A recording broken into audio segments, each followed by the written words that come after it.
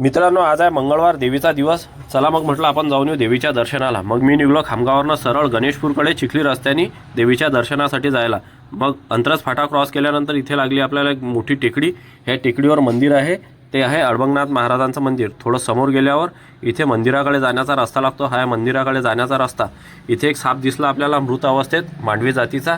मला असं वाटतं ह्या सापावरनं कोणतं तरी वाहन गेलेलं असावं, म्हणून हा साप मृत अवस्थेत झाला. मग आपण पुढे गेलो तर गणेशपूरला पोहोचलो. इथून आपण घेतला लेफ्ट हँडला टर्न. हा रस्ता पुढे जातो आपल्याला शिराळ्याकडे घेऊन. तर रस्त्यात एक पाटी लागली, तिथे लिहिलेलं होतं मंदिराकडे जाण्याचा मार्ग. ही बघा, ही आहे पाटी. मग इथून घेतला आपण लेफ्ट हँडला टर्न आणि आपली गाडी गेली शेतामध्ये सरळ. तर पुढे होता शेतामध्ये गहू दोन्ही साईडनी पेरलेला. मग आपण ह्या शेतामधनं पुढे गेलो आणि हे आपण पोहोचलो ह्या मळ्यामध्ये. तर इथे दिसतात ह्या गाड्या आपल्याला उभ्या इथे. तर आपल्या पहिले भक्त इथे येऊन पोहोचलेले आहेत. ह्या मळ्यात आहे पुढे, हे आहे देवीचं जागृत देवस्थान. मग आपण पोहोचलो या मंदिराजवळ. हे बघा, हे आहे देवीचं जागृत देवस्थान. दुरून दुरून भक्त येतात इथे दर्शनासाठी. मग मंदिराच्या मागे आहे एक मोठी विहीर. हे बघा, ही आहे ती मोठी विहीर. मग आपण ह्या मोठ्या विहिरीमध्ये दोर बाटली टाकली आणि स्वच्छ पाणी काढलं. आणि स्वच्छ पाणी काढून छानपैकी हातपाय धुवून घेतले आणि मंदिरामध्ये जाण्याची तयारी केली. तर आपण आलो मंदिरामध्ये. या मंदिरामध्ये 3 मूर्त्या आहे.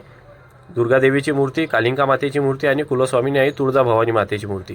तर हे बघा, हे भक्त लोक बसलेले आहेत इथे. भक्त येतात आपल्या समस्या घेऊन दुरून दुरून देवीच्या चरणी आणि आपला नवस बोलतात. तर हे भक्तांची गर्दी इथे आपल्या पहिले झालेली आहे. आणि हे आहे गणपती बाप्पाचं दर्शन झालं आपल्याला इथे सगळ्यात पहिले.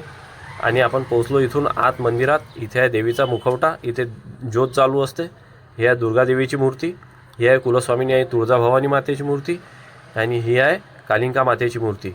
तर भक्त येतात इथे, प्रसाद वगैरे घेऊन येतात, कापूर घेऊन येतात आणि इथे दर्शन करतात. हे बघा, तुळजाभवानी मातेची मूर्ती, दुर्गादेवीची मूर्ती आणि कालिंका मातेची मूर्ती. आणि लगेच खाली इथे एक छान छोटासा मुखवटा आहे देवीचा. हे बघा, आकर्षक देवीचा मुखवटा आहे इथे छान.